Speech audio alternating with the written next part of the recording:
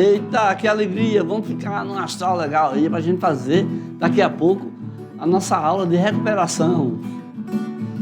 Arte é tão legal, arte é tão legal. Você vê diferente o que parece igual. Não é não, Juvenal? Arte é tão legal. Arte é tão legal. Você vê diferente o que parece igual.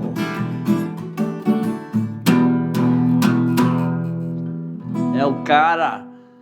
Então, gente, como eu disse para vocês, nós temos que estar com a energia positiva, temos que estar muito para cima, né?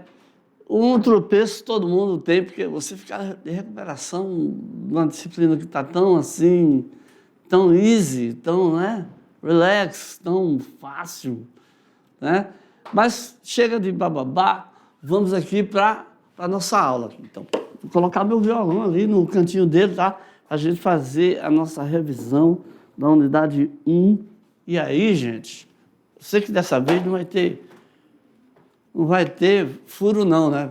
Vamos rever a aula 5 com as vanguardas europeias e a aula 6 também, com a parte 2. Aí a arte brasileira e a arte contemporânea. Vou diminuir um pouquinho aí para você, né, ter um pouquinho mais de facilidade. Seguindo aqui, nas vanguardas europeias, parte 1, nós temos os 3 movimentos aqui, né? Você tem o impressionismo, com os artistas não querendo apenas representar a realidade em forma de fotografia e que por conta disso investem em pinceladas soltas, né? Fazer desenhos, fazer quadros como se fosse uma fotografia. Espera aí, chega, vamos dar uma coisa diferente aqui. Aí, depois de algum tempo, vem o pós-impressionismo, quando alguns artistas, né, vários artistas que vieram depois do impressionismo, eles começaram a ter maneiras diferentes. Foi o caso do Paul Cézanne, né, o Georges Pierre Seurat, o Vincent van Gogh, grande cara, meu doidão, mas é isso aí mesmo, coitadinho, sofria, e o Paul, o nome do cara é Paul, não tem esse O aí não, tá? O Paul Gauguin, aquele que viu a Baía da Guanabara e queria desenhar como se fosse uma boca banguela. Sai daí, né, cara? Qual é? Tinha mesmo que ter puxado as orelhas dele. Aí vem o expressionismo, onde os artistas não controlavam racionalmente sua expressão. Quer dizer, o cara já ia para uma forma de arte que resultava num objeto que era muito estranho, muito diferente. Mas era aquilo que ele estava sentindo naquele momento, né? E aí tem também mais uma forma aqui, que é o expressionismo abstrato, que é o que o artista estava pensando, né, relativo com os seus sonhos, com a sua mente assim, já no intelecto mais profundo, né? O profundo do seu ser. Por isso é inspirado no surrealismo, com obras com base nas ideias do Carl Jung, né? Grande cara, continua dando inspiração até hoje, e o Sigmund Freud, né? Que se refere ao mito, à memória e ao inconsciente. Essas ideias aí ganharam força, né, na metade da década de 1940 e enfatizava a capacidade expressiva das pinceladas, como, por exemplo, na obra Mulher.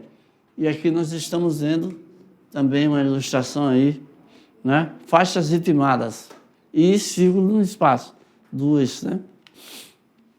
Então, hora de recuperar. Vamos ver o que você pegou disso aí. Se você fosse fazer uma questão agora, olha só. Questão 1. Os artistas pós-impressionistas buscaram expandir e questionar os limites do impressionismo, introduzindo novas técnicas, abordagens em suas obras.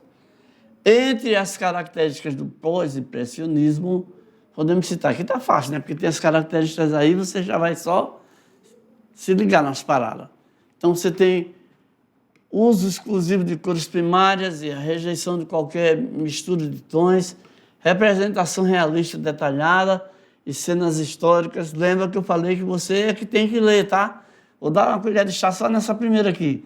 A ênfase na luz e na cor, com pinceladas rápidas e soltas, para capturar momentos fugazes. exploração de formas, cores e símbolos para expressar emoções e ideias subjetivas e a criação de esculturas em grande escala para representar eventos históricos. Analise aí e veja o que mais se aproxima aí das características do pós-impressionismo que a gente acabou de falar, né? Então, faixa aqui, ó, é a exploração de formas, cores e símbolos para expressar emoções e ideias não tão definidas assim, né? Subjetivas, tá bom? Então, reveja a questão, leia de novo, repense, né? Entenda melhor, porque isso aqui também é uma maneira de estudar o conteúdo, tá bom? Vamos para o conteúdo da aula 6.1, as vanguardas, né? Vamos aqui para a vanguarda parte 2. Então, na vanguarda parte 2 você tem o fauvismo, o cubismo, o futurismo, o dadaísmo e o surrealismo, né? Cada um desses movimentos aí, ó, tem a sua característica principal. No fauvismo, grande liberdade de expressão das emoções dos artistas e nenhuma preocupação com alguma técnica específica. Então, essa aqui é a maravilhosa Madame Matisse, a esposa lá do Henri Matisse, é isso? E aí vem o cubismo, né, com o Pablo Picasso, né, com as suas senhoritas aqui da rua Avignon, né, que é marcado pelo uso de formas geométricas, né, intercortando aí as formas humanas, ok? Aí vem o momento da grande explosão industrial, né, e aí a filosofia é focada na velocidade, no ritmo acelerado da vida contemporânea. Por isso que aqui essa escultura, né, que vai mostrando aí, vai passando essa ideia.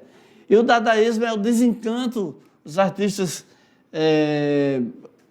questionando até a própria arte, né? Por isso o dadaísmo tem um relacionamento com o fim da forma estética, a desvinculação da produção artística com aquilo que até então se conhecia como arte. É uma loucura total, né? E aí chega ao ponto de alguém ter a ideia do surrealismo, né? Aquilo que está acima do real, para além do real. O sur, né? Esse prefixo aqui tem essa significação, além, né, do realismo. Então, vamos ver aqui uma questão, né? Então, o fauvismo é um movimento artístico do início do século XX, é caracterizado pelo uso de cores vibrantes e puras, apenas aplicadas de maneira expressiva e não naturalista. Então, a Madame Matisse ali estava com o pau da venta pintado de verde, né? Até alguns chamaram aquele quadro lá de A Mulher Verde. E quem era o principal artista desse movimento? Eu já dei várias dicas, né? Tanto que eu vou direto aqui para a resposta aqui. Eu falei da Madame Matisse, você já ligou as antenas, né? Henri Matisse, grande cara, gente boa, nunca foi preso à toa. Mais uma aula para a gente recuperar a nossa arte indígena maravilhosa, atual, contemporânea. A arte indígena na Amazônia é uma expressão rica e ancestral. Essa palavra aqui é importante, hein? Que os ancestrais, os mais velhos, vão passando os conhecimentos, né? Vão repassando para as novas gerações. Profundamente conectada à vida cotidiana, espiritualidade e relação com a natureza dos povos indígenas. Desde tempos que ninguém lembra mais, as comunidades indígenas da região criam artefatos como cerâmicas, pinturas corporais, grafismos e esculturas, utilizando materiais naturais como argila, madeira, fibras vegetais e pigmentos, né, sulcos extraídos das plantas, que se viu para a pintura também, né? Tem o urucum. E vamos lá. Essas manifestações artísticas não são apenas estéticas, olha aí que ideia importante, mas também carregam significados simbólicos e rituais, transmitindo histórias, mitos e conhecimentos de geração em geração. Então, através da pintura, passar também conhecimentos, né? Os grafismos geométricos, por exemplo, são frequentemente, os grafismos foram incorporados, né, usados para representar elementos da cosmologia indígena, tá? E sua conexão com o meio ambiente. Cosmologia, como eu já falei, tem a ver com o ideal espiritual, religioso indígena, né, de cada etnia. Então, vamos ver aqui uma questão aqui para a gente recuperar melhor aí essa ideia, né? Então, a questão número 3, os povos indígenas da Amazônia frequentemente utilizam materiais naturais, como sementes, fibras e pigmentos, para criar suas obras de arte. Essa prática está alinhada com... Aí aqui, gente, por favor, leia aí com calma. A leitura é muito importante, porque vai trazendo, né, o seu conhecimento. Você vai lendo, vai pensando sobre o que você está lendo, né? Então, aqui você já vai refletindo, né, cada uma dessas frases aqui relativo ao nosso questionamento aí, tá bom? Então, depois que você leu, releu, até você entender direitinho, né? Então, essa prática de usar materiais naturais, né, para criar, está alinhada com o quê? Então, está alinhada com a busca por uma sustentabilidade ambiental. Quer dizer, usar materiais que não agridam o meio ambiente, né? Essa é uma característica muito importante, tá? E eu tenho muito orgulho dos povos indígenas, né? Essa é uma discussão que depois eu queria até voltar. Mas vamos para a nossa revisão, tá? Aula 9.1, nossa última parte aqui da revisão, né? Arte Contemporânea, parte 1. Então, vocês estão vendo aqui obras de vários artistas, né? Surrealismo, né? E aí vem cubismo também, né? Vamos lá. É a arte do nosso tempo, a arte que continua se desenvolvendo com vários e vários artistas propondo cada vez mais novas tendências, propondo novas ideias artísticas, né? A gente já perdeu a conta de quantas coisas surgiram, estão surgindo e vão surgir, né? Porque agora tem a inteligência artificial também, esse novo boom da tecnologia, é isso? E também já vem mais guerra por aí também, né? Quando a tecnologia avançam os armamentos também, e aí lá vem de novo a mesma mazela da humanidade que não aprende. Então, surgida na metade do século XX, segunda metade do século XX, a arte contemporânea propõe liberdade total artística, tá? Então, o artista faz a sua obra aí sem se prender a nada, e o que importa vai ser o conceito e a ideia que ele vai transmitir. Assim, para muitos se tornou um desafio perceber o que de fato é arte. Por quê? Porque a arte prioriza a ideia, o conceito, a atitude, acima do próprio objeto artístico final. Então, tem vários exemplos, né?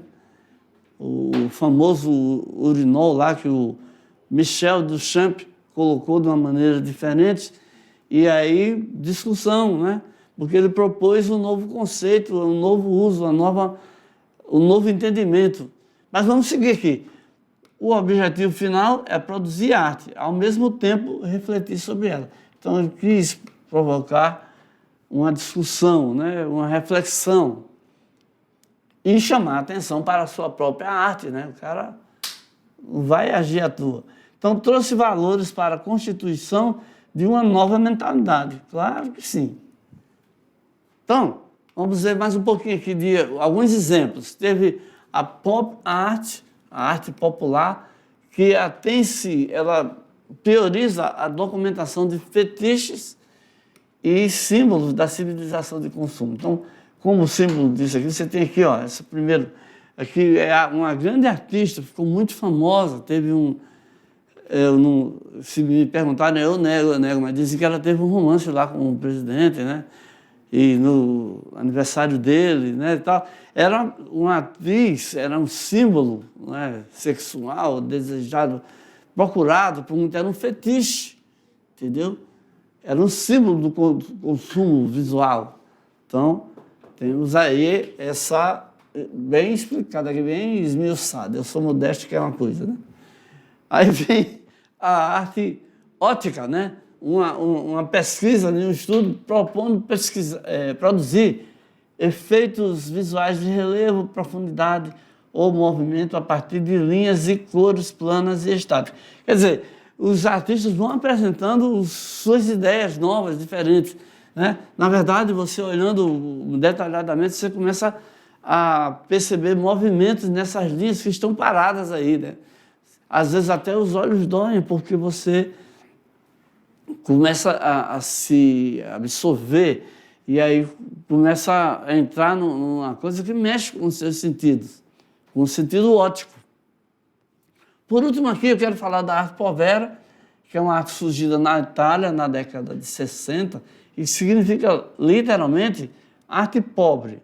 Por que esse pobre? Por causa do material usado na produção da arte, né? Então, quando as pessoas fazem isso, né, usam assim, coisas muito simplistas, não é como nesse cartaz aí, que tem aí simplesmente aí, né, um desenho bem simples, mas enfatizando uma ideia, transmitindo um conceito.